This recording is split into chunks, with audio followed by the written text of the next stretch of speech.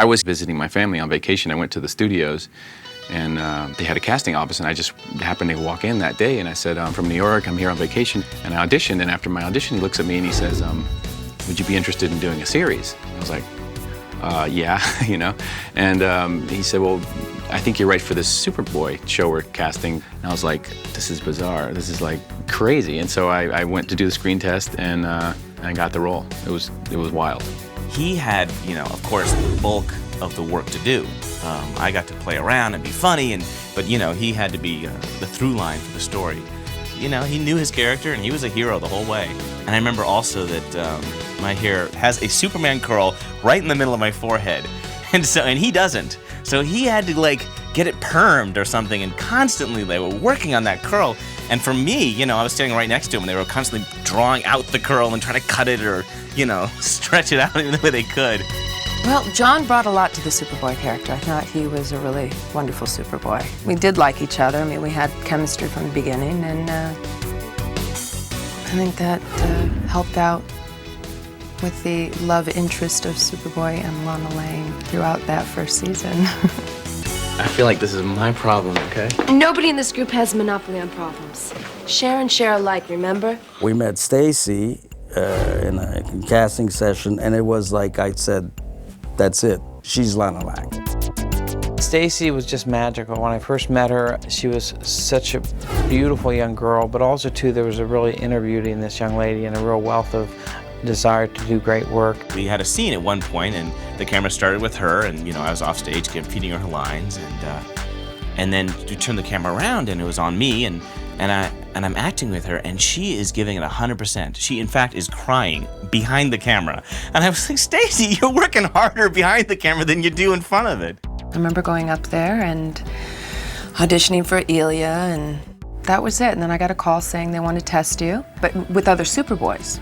So I thought I was just being used for the actress for the Superboy characters, and found out that they didn't cast any of the Superboy characters, that they cast me, and they had to go out looking for the new Superboy. So I was very excited about that. So who's buying lunch today? Well, that depends. If you eat your usual quota, we're gonna run out of money. There is a woman starving here, and you're making a joke? Well, give me a break. I'm just kind of warming up. Well, TJ White was new to the whole Superboy family because he basically is a Jimmy Olsen character. They wanted a photographer who can get a lot of trouble all the time, and Superboy would have to save him. But Jimmy Olsen, of course, is, you know, 10, 15, 20 years younger than Superman, so it wouldn't make sense to have a little 8-year-old boy that Superboy keeps saving. So they had to come up with a new character. He's like my roommate, my best friend, and he's the comic relief on the show. We'd always be a team, and we'd go out and stir trouble up, and trouble would stir us up, and we had a lot of fun. He was the one character that helped to validate Superboy. He's the one kid that believed in this and understood, maybe not always understanding about the Clark Kent sensibility, of course, in that disguise, but also, too, he was the one that if Clark could fool him, then he could fool other people, and so he had to believe that. I believe originally when I first auditioned, either I had dyslexia or it used to be called J.T. White, because I told all my friends, this is part J.T. White, and he's Perry White's son, and, you know, it's a whole new thing. And then I showed up on the set, and it was TJ. And nobody knew what TJ stood for, so I made up Terrence Jenkins White, that he could be Terry White, like Perry White. And then I saw that it was in the comic strip, because I guess they incorporated the character into the strip later, and they said Terry Jenkins White. It's me! Scott Wells was Lex Luthor. He was a character. Scott would really get into Lex Luthor. I mean, to the point where we'd be like, is that Scott or is that Lex Luthor? And we couldn't figure out the difference between them because he would be so into character sometimes. And he was a trip. Scott was really intense and really great. I thought he was really good Lex Luthor. Keep your clammy hands off, okay? Leo, she's going to regret that. Nobody talks to the president of the senior class that way. Nobody! Illya was the visionary for this. I mean, you know, he and his father had produced the Superman movies, so, you know, he knew a lot about how to bring it to the screen. As far as a creative producer, he was a wonderful ally, as well as a, you know, many times a mentor, and also someone that was a real good friend to have during the process of making the project. He'd call me and he'd be like, you know, what do you see for this, and what do you think we should do here? And he's really open to ideas, and it was really great working with him because he's so passionate about what he does. He always had ideas. He was always there, and he was always just really fun to be with, kind of like a dad in a way. He really brought you in as a family, and You trusted him. I mean, you really did from the beginning. I met him. I just really had a great relationship with him.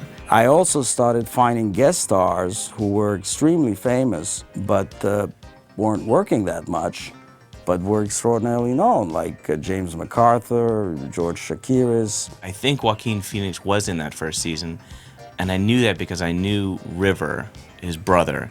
And I'm watching, I think it was Gladiator, and I'm going, man, that guy looks so familiar. I know that guy from somewhere. And it was Joaquin Phoenix. The Salkinds were always great. Illya was always awesome. They had so many connections that they could have these really great guest stars. And that was really fun for me because I got to work with all these actors that I really kind of idolized when I was a kid. I have failed you again. The challenges of any show in the first season is doing stories that actually compel the audience to want to watch the next week. And I think that doing a show that you're dealing with real characters, but also in a supernatural and/or science fiction bent, that makes it even more difficult. Because what was important to us is that this not to be a cartoon show. We wanted to make this and the characters as real as possible. It was difficult in the first season getting a show going in Florida. They hadn't shot anything there really. It was just kind of getting started. And there wasn't a lot of crew. I mean, there was crew from Vice, from Miami, but they had a lot of locals that we'd hired. And they were kind of learning the ropes as we were. So it was kind of like learn as you go. And the production team, obviously the producers had done a lot of stuff. And the Salkinds had produced a lot of features and stuff. So they knew what they were doing, but they were kind of patient with us as we kind of learned as we went. It was all very new. So it was all a question of just kind of rolling our sleeves up and jumping in this pool that we hadn't swam in before. And it was a lot of fun to kind of explore and to learn and do that all together. And you and I are swimming. No, don't. Shooting in Florida was really hot and really humid, and the costume is, you know, you're in spandex when I'm playing Superboy, and the cape is wool, and not only that, I'm like outside, you know, and you're waiting for shots, and you're like, you can't sweat. Any sweat, it shows as this kind of dark discoloration on the costume. And then they had to have hair dryers out, and they have to swap the tops. I mean, it's just this whole thing. And of course, you know, the more humid it is, the curlier my hair would get, and I'd get that Superman curl again. It would always rain at like 3 o'clock. You just knew thunderstorms would come from nowhere, and it would just rain. So we were out in the swamp somewhere, and we were filming, and I'd gone, you know, far away from the set, and Barry calls. He's like, Jim, come here, come here. So I, you know, walk back, and he says, turn around. I turn around. He says, look back where you were standing. And there was this enormous alligator, like 2 paces away from me, from where I had been. So, you know, Barry saved my life. It's a big change. I mean, from New York and going down to Orlando, Florida, and having to meet new people.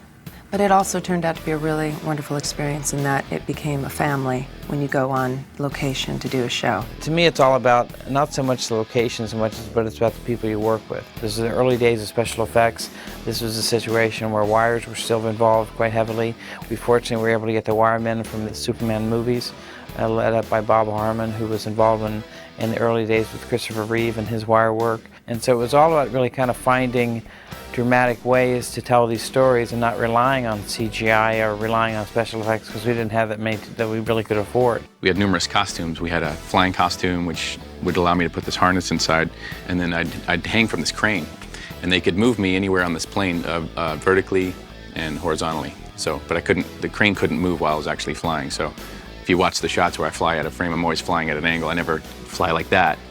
I just thought, oh, poor John. This is horrible. It hurts. You know, you have to hold yourself so erect to stay up, and he had to do it every week. I just thought, oh, thank goodness, I only did it once.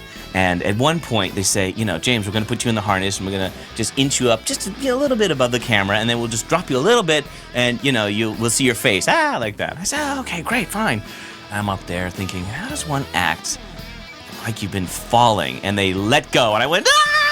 Like this, screaming to the camera, and there's our cameraman below me, and suddenly it stops me, but the upper part of my body, you know, wasn't being harnessed, and so I kept going, you know, and my hair just flicked the frame, and I stopped within a millimeter.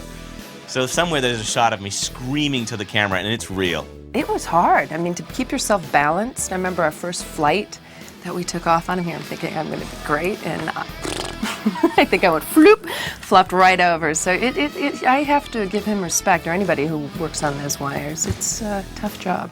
And the flying was fantastic because we had the same guys, and on television we could do more effects than on the movies. So if you really look at the special effects of the first episode on, really, even at the beginning, we had stuff that was pretty mind-boggling. I even looked at some the other day, and I said, Jesus, how do we do this? Superboy, we could use your help. Superman has such a fan base, and there's so many people just follow that franchise, and they love the characters, they relate to Superman. Everybody relates to Superman. There's a kitsch value to the first season. It's sweet, it's innocent, it's like the comic books. I think that was the one thing they really, really tried to keep. What is great in television is that, you know, we were coming up with crazy stuff because you can do anything you want. I mean, that's what's so fantastic about comic books, and really, there is no limit. You can explore.